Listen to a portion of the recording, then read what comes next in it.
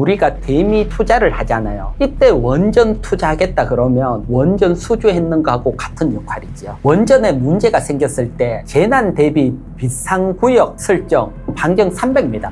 그런데 대형 원전은 반경 30km예요. 앞에 만들 때 들어가는 이 원전 기자재 종목들 중심으로 봐야 되거든요. 여기에 정부가 SMR 미국에 투자한다 그러면 어느 순간 좀 훅 움직일 확률이 있어 보이고요. 그중에 SMR 관련주 한번 보게 되면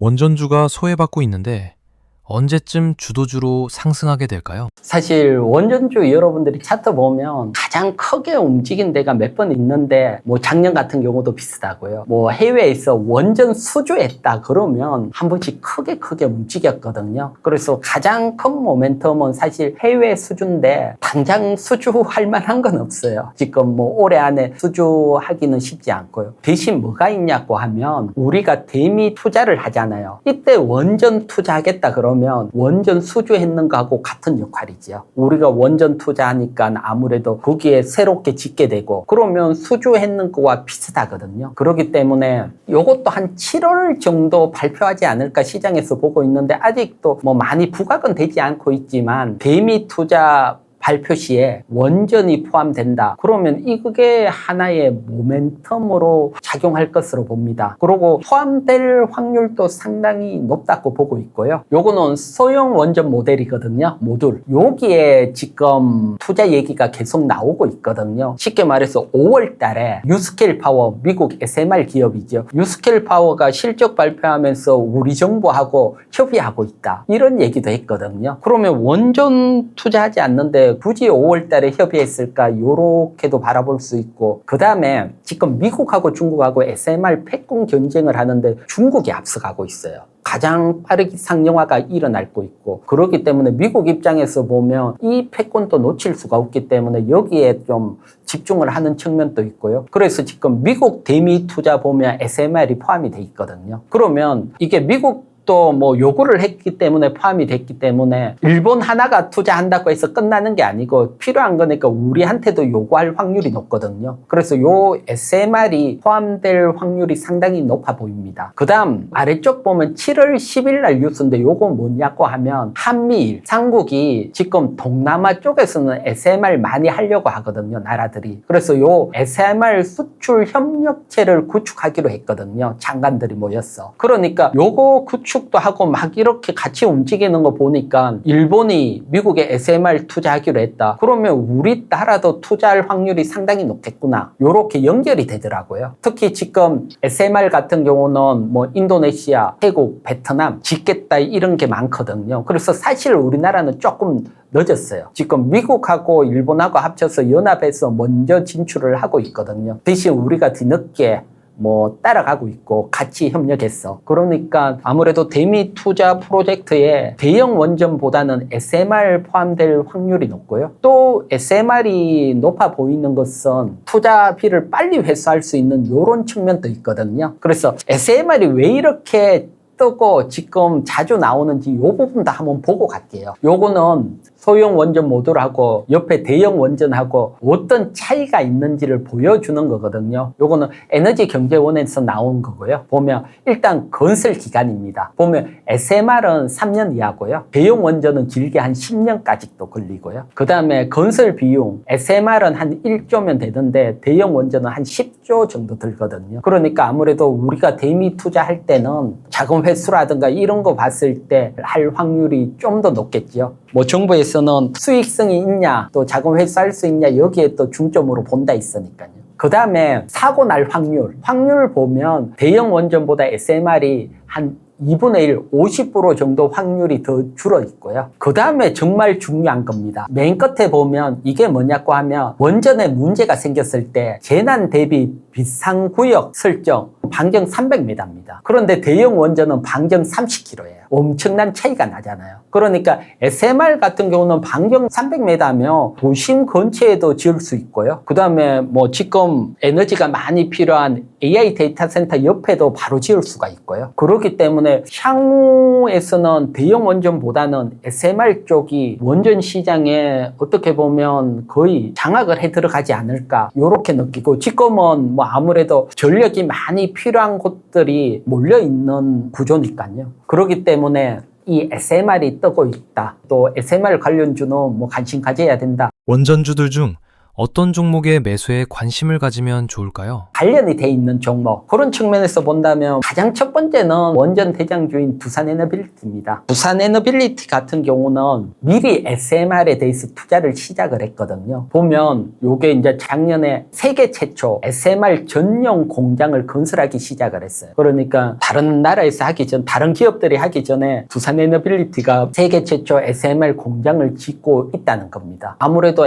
두산에너빌리티가 전반적으로 잘 받는 것 같아요. 지금 뭐 동남아 쪽에서 지으려고 하는 거 하고 맞물려 있고, 미국, 중국 패권 전쟁도 있고, 미국 쪽에서도 지금 SMR 많이 원하고, 그래서 요 공장이 만들어지면 지금 한 12기 수준인데 이게 한 20기 정도 생산 능력이 확 늘어나거든요. 그래서 요런 측면이 있기 때문에 두산에너빌리티 같은 경우는 SMR에 대해서도 세계 최초 공장 만들고 가장 앞서 나가고 있다. 그렇기 때문에 두산에너빌리티 관심을 가지고, 그 다음 대형주 말고 중소형주 관심 가지시는 분들이 많으니까요. 거기에 대해서도 뭐 한번 보면, 원전이라는 게 사실 SMR도 있고 대형 원전도 있는데 가장 기본적인 건 역시 원전 기자재 종목입니다. 이 기자재는 뭐가 하면 원전을 만들 때 필요한 거 만드는 거거든요. 쉽게 말해서 여러분, 대형 원전 기준으로 본다면 이 원전이라는 프로젝트는 대형 원전 건설하는데 최대 한 10년 걸리고, 운영하는데 한 80년 걸리고, 해체하는데 한 20년 걸리거든요. 그렇기 때문에 원전주 중에 만들 때 들어가는 기자재도 있고, 운영할 때 들어가는 종목도 있고, 해체할 때 들어가는 종목도 있는데, 뭐 운영이나 해체는 워낙 긴 얘기니까 앞에 만들 때 들어가는 이 원전 기자재 종목들 중심으로 봐야 되거든요. 그래서 대표적인 원전 기자재 종목 제가 1분기 실적 요렇게 정리를 했거든요. 그래서 정리를 하다 보니까 두산에너빌리티나 한전기술, 우리기술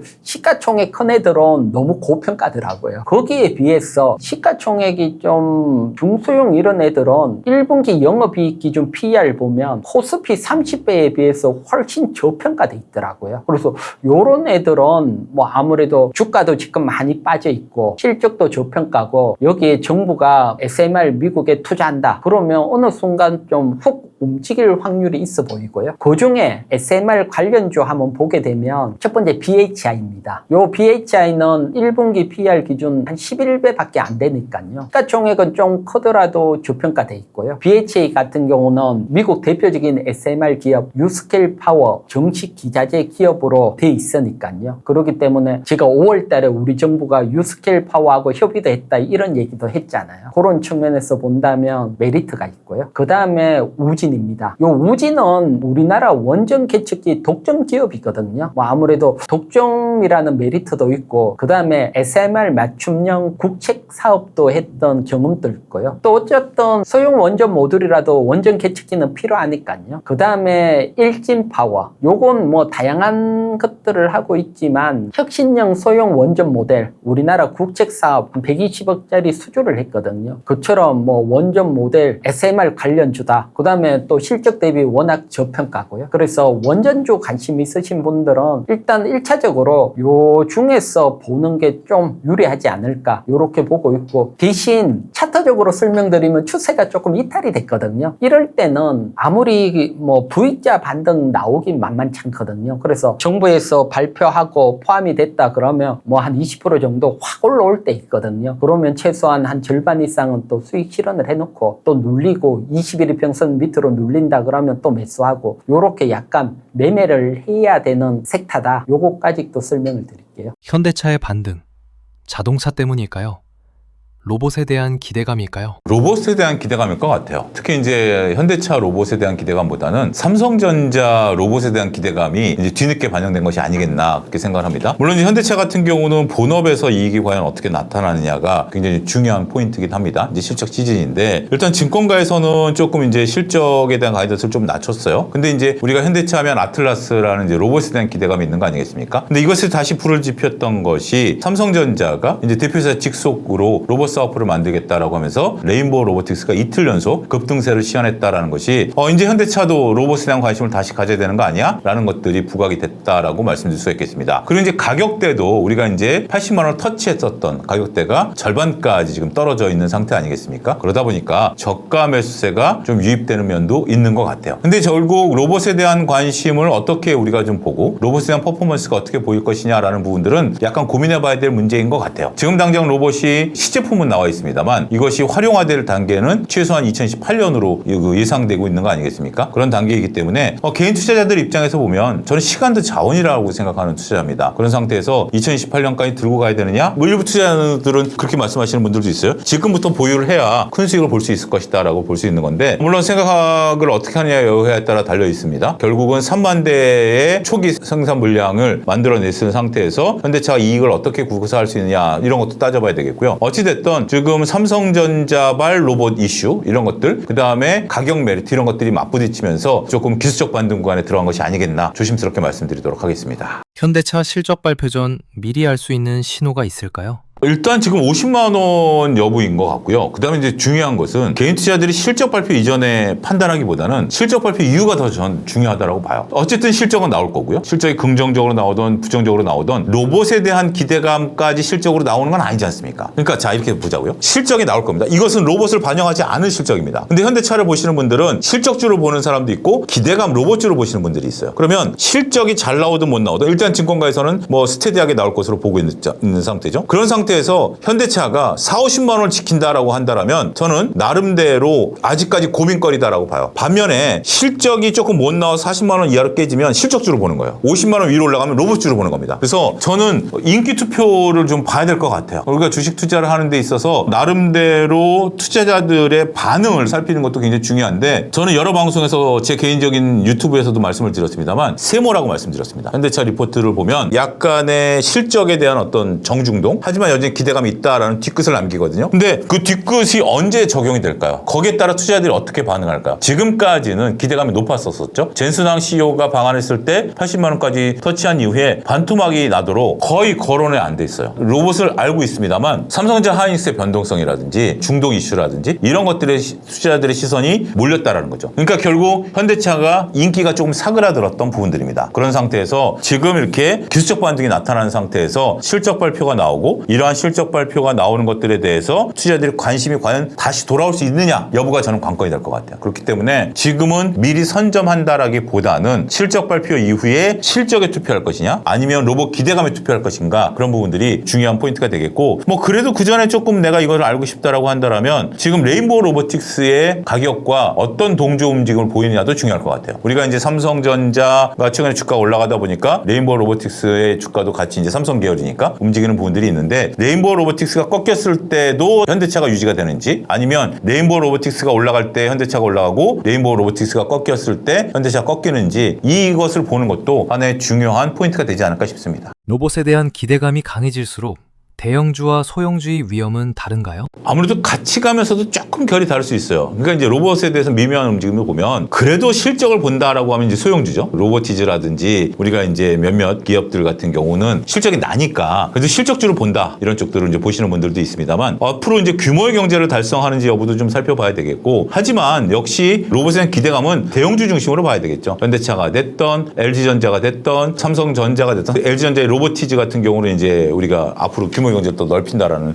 그런 측면이고요. 글쎄요, 이게 좀 미묘한 움직임 어떤 게 하나가 비교 우위다라고 말씀드리기는 어렵겠습니다만 지금 이제 레인보우 로보틱스가 올라가니까 결국 현대차가 반응하는 거 아니겠습니까? 어제는 반응 안 했죠. 그런 부분들을 놓고 보면 서로 간에 영향을 주고받으면서 누가 어느 한쪽이 일방적으로 독주하는 움직임이 보일 가능성은 크지 않다. 이렇게 봐야 될 것 같습니다. 로봇과 피지컬 AI로 현대차 주가가 오를 거라 보시나요? 로봇의 끝판왕, AI의 끝판왕은 피지컬 AI다라고 저는 생각을 합니다. 그러니까 결국 AI 몸에 로봇이 이제 입혀진다라는 거죠. 그 부분이 오긴 올 겁니다. 근데 언제 올까요? 우리가 이제 머릿속으로 미래를 그리는 거하고 우리 실생활을 바꾸는 것에는 상당한 괴리감이 있습니다. 우리가 이제 자율주행차와 관련해서 지금 많은 이제 것들을 하고 있는데 로봇과 자율주행이 완전 피지컬 AI, 완전 자율주행까지 가려면 윤리적인 문제까지 건드려야 돼요. 예를 들어서 자율주행 레벨 5가 되면 지금 4까지는 기술 개발되어 있는 상태죠. 5가 되면 이거 다 입력해 줘야 되잖아요. 다른 사람과 나 사이에 둘 중에 한 사람이 살아야 된다면 누가 살아야 될까요? 윤리적인 문제잖아요. 이게 레벨 5 단계에서 나오는 거죠. 예를 들어서 딱 가다가 갑자기 앞에 돌이 탁 떨어졌어. 그러면 그 돌을 들이받으면 내가 죽어. 하지만 핸들을 꺾으면 옆에 사람들이 서 있는데 다른 사람들이 죽은 대신 나는 살 수 있어. 어떻게 결정을 내려야 될까요? 이거 쉬운 문제가 아닙니다. 그래서 레벨 4까지만 지금 이제 기술 개발하자라는 거. 피지컬 AI도 마찬가지예요. 만약에 거기서 우리가 같이 생활할 것인가? 라는 부분들에 대한 논리인데 저는 이런 시대가 올 거라고 봐요. 하지만 그러한 시대는 조금은 우리가 생각하는 것보다 뒤에 올 수도 있겠다. 더 많은 데이터를 학습해야 되고 물론 데이터 학습 속도는 좀 더 빨라지겠죠. 지금 뭐 유튜브를 통해서 데이터를 학습한다 뭐 이런 얘기까지 나오고는 있습니다만 그래도 우리가 이제 이런 것들을 심정적으로 받아들일 때까지는 시간이 좀 걸릴 수 있다는 것도 아울러서 말씀드려야 되겠습니다. 기대감에 상승하는 주가.